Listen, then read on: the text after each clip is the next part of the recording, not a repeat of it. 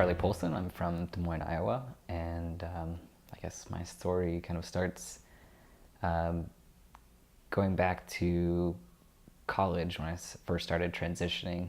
It was in Ames, Iowa, which is a little bit more on the conservative side. It's mostly an agriculture school, so um, when I came out and started transitioning, it kind of turned heads a little bit, and but I was very open about everything from like taking testosterone to surgery, and everything else that kind of came with the whole package of transitioning.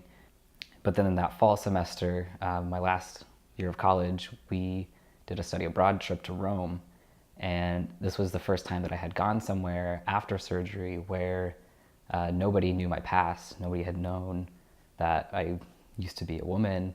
So I was a little bit worried that if I wasn't passing, then something might happen to me.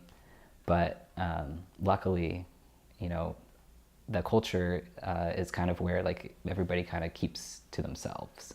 My one moment where I was just kind of like, okay, I can probably live kind of stealthy was I needed a haircut. It was, it was getting long, and I looked up barbershops, and I was like, all right, getting a haircut from someone who doesn't speak English at all. This is going to be a little difficult, but I'm willing to figure it out. And I was walking around and like turned a corner, and there was this little hole in the wall like store, and it looked really cool on the outside, and I looked in a little bit further and I realized it was a barber shop, but it was like a barber shop that like hadn't been touched like since it opened, probably like in the 20s or something. This little tiny old man with like white hair just like comes shuffling out from behind the curtain, and I just slaughtered all Italian skills that I had at that point, and I asked him for a haircut. And I had brought in a picture of like how I wanted it cut, because I figured, that would probably be the easiest way to go about that. But at the same time, I was nervous because I was getting a haircut in a foreign country in a language that I wasn't comfortable speaking fluently, and B, barbershops are kind of like almost like a rite of passage for any kind of like masculinity in general speaking. I was sitting in there, and on top of that, I was kind of worried, like, is he gonna figure me out? Like, what am I gonna do? But it just kind of like everything was totally fine. Like I didn't have anything to worry about. It's like the funny little things that like guys do between each other.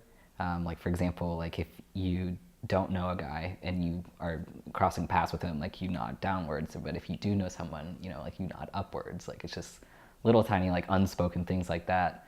And like when he was cutting my hair, it was very like a very unspoken, like, don't worry, I've got you. I'm gonna cut your hair, like make you feel better, like you're good to go, like that sort of thing.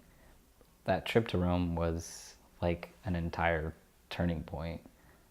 It was definitely, kind of like an interlude between two different books or something.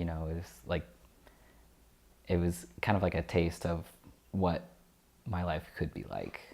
It could be something where I have more time to focus on design and, things that I really enjoy doing, and I don't have to worry about, do I need to tell anybody that I'm trans? Do I need to like out myself? Do I need to, that sort of thing. I think this story is important to share because not very many people have conversations about transitioning past surgery.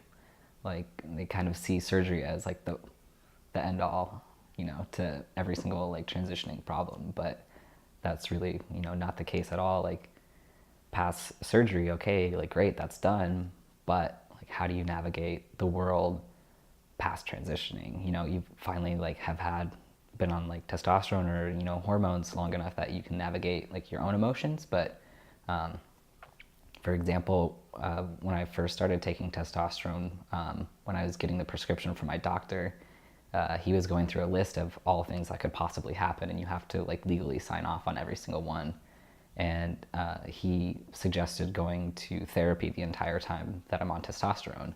And he's super sweet. He looked at me and he was like, you know, I don't think you personally need therapy. It's not your fault, it's society's fault. And, you know, it's kind of like, okay, how do I navigate that? So it's good to, you know, keep talking about things past top surgery.